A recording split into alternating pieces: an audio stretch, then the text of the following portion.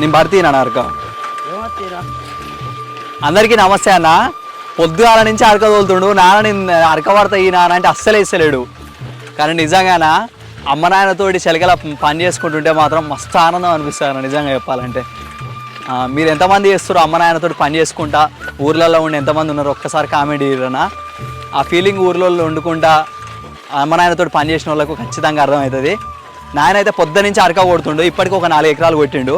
అంటే మధ్యలో పొద్దుగాల 8:30 దాకా ఎడ్లు మేసినాక కట్టి మళ్ళా ఒక 11:30 దాకా తోలిండు. మళ్ళీ ఒక 2-3 గంటలు మేసినాక మళ్ళీ ఒక 2 గంటలకు కట్టి మళ్ళీ ఇప్పుడు 3:30-4 అవుతుంది.